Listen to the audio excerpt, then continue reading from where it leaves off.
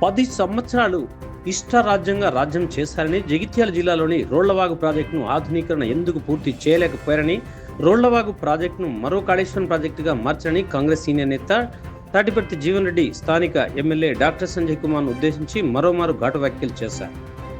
జగిత్యాల నియోజకవర్గం బీర్పూర్ మండల కేంద్రంలో జై బాబు జై భీమ్ జై సంవిధాన్ కార్యక్రమంలో పాల్గొన్న మాజీ మంత్రి జీవన్ రెడ్డి ఈ సందర్భంగా మాట్లాడుతూ 10 ఏళ్ల అధికారంలో ఉన్నప్పుడు అభివృద్ధి చేయక ఇప్పుడు కాంగ్రెస్ పార్టీ ముసుగు వేసుకున్నారని, కాంగ్రెస్ పార్టీ కార్యకర్తల కష్టం కాంగ్రెస్ పార్టీ అధికారంలోకి వచ్చిందని, రాజ్యాంగ నిబంధనలు పాటించని వారికి కాంగ్రెస్ పార్టీ పేరు ఉచ్చరించే నైతిక హక్కు కూడా లేదని జీవన్ రెడ్డి సంజయ్ కుమార్ ఉద్దేశించి ఘాటుగా వ్యాఖ్యలు చేశారు. అయితే బారాస నుంచి కాంగ్రెస్ పార్టీలో చేరిన జగిత్యాల ఎమ్మెల్యే సంజయ్ కుమార్ మధ్య కొంతకాలంగా మాటల యుద్ధం కొనసాగుతుండగా తాజాగా మరోమారు ఆయన పేరు చెప్పకుండానే సంజయ్ కుమార్పై విమర్శనాస్త్రాలు సంధించారు.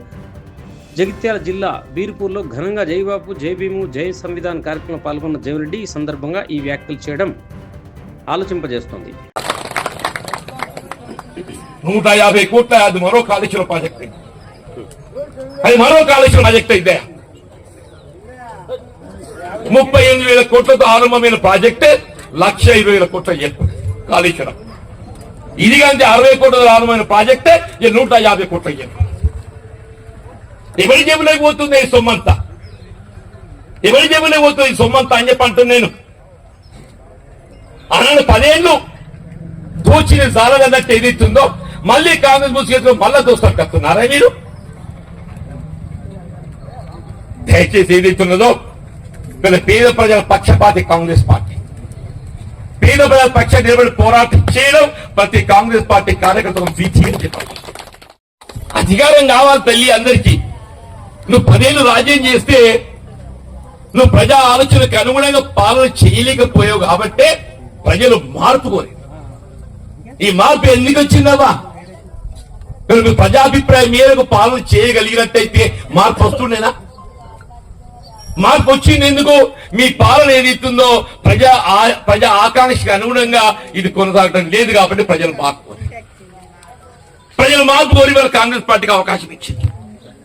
10 ఏళ్ల కాంగ్రెస్ పార్టీ కార్యకర్తల పోరాట ఫలితం ఇవాళ కాంగ్రెస్ పార్టీ పాలన చెప్పండి.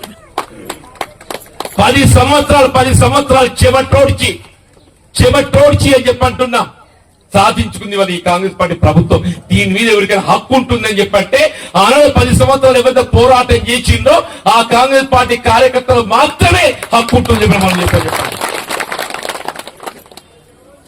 ఆ విధంగా కాకుండా మళ్ళీ ఏదో కాంగ్రెస్ ముసుగేసుకొని నేను మళ్ళీ రాజ్యం చేస్తా అని చెప్పానంటే మరి సహితం నేను అని చెప్పంటున్నా.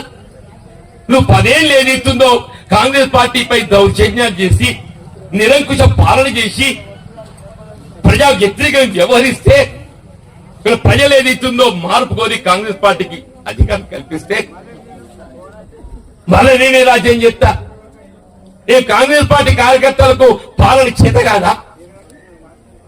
నువ్వు ఏ గ్రామం ఇప్పుడే మిత్రులు చెప్పి లక్ష్మీ నా ఎవరు చెప్పిన తెలియదు కానీ సీసీ రోడ్లు ఎక్కుతున్నావు. ఈ సీసీ రోడ్లు మాకు రాదు మా కాంగ్రెస్ కార్యకర్తలకు.